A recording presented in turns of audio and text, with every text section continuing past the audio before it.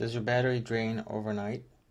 Or sometimes it might take 2-3 days. You park the car and you go back and the car won't start. The lights might be on, or the battery could be completely dead.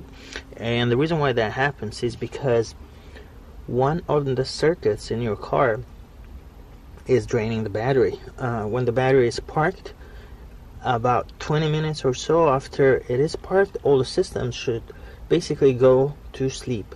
And there's only 1 or 2 systems might be open, like the security system, or that always stay on.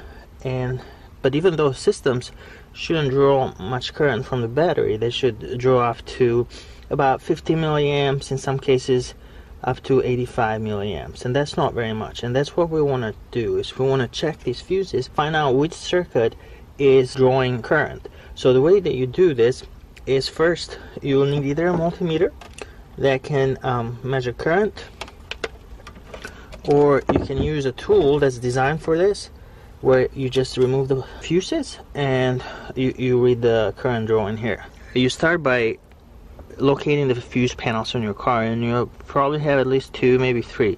You'll have a fuse panel in the rear and the trunk. You'll have a fuse panel on the side of the dashboard, and sometimes there's a fuse panel in the engine bay, and in some cases you might even have a fuse panel under the rear seat.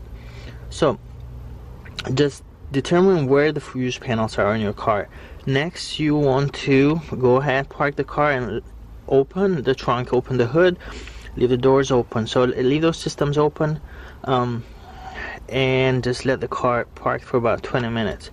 So after 20 minutes, most of the systems should go to sleep, and once they have gone to sleep, then you can come and use the multimeter or your fuse tester to determine if there is a current draw, and see if there's any circuit that's drawing more than 0.05 amps or 50 milliamps. So if you're using a fuse tester, what you'll do is you'll come in here, you'll pull the fuses, you just start pulling them one by one, really. So you'll pull the fuse, you put the fuse in here so the circuit is still protected, then you turn on the tester, then you plug this back in here,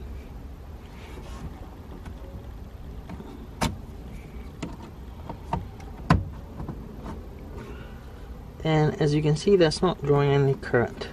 So we'll remove that. There's no problem with that circuit. We'll put the fuse back in,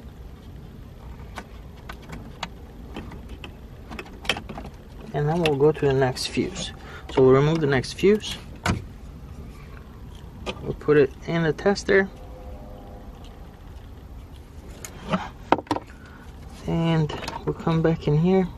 Doesn't really matter which way you put this on.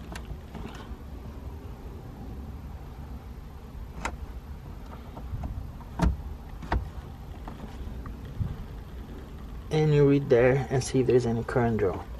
So if you have anything below 0.05 amps, you are good. So you'll do this with all the fuses, and until you determine which circuit is drawing more than 0.05 amps.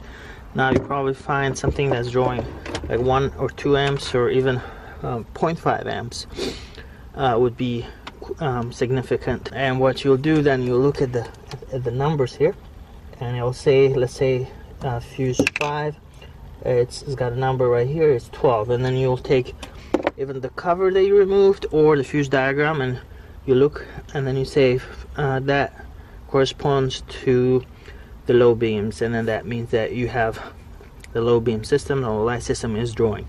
In the meantime, you can just unplug that fuse and see if something that will allow the car to operate safely without that fuse until you do get the problem fixed. And then the other way is, if you're using a multimeter, you can basically turn on the multimeter so you can measure current, and then put it on auto here.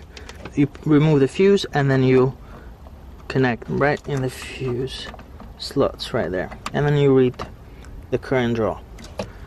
And again, you're looking for draw that's below 0.05 or 50 milliamps. There's 1,000 milliamps in 1 amp, so be 50 milliamps or 0.05, and that's how you determine a battery drain and what system is causing it.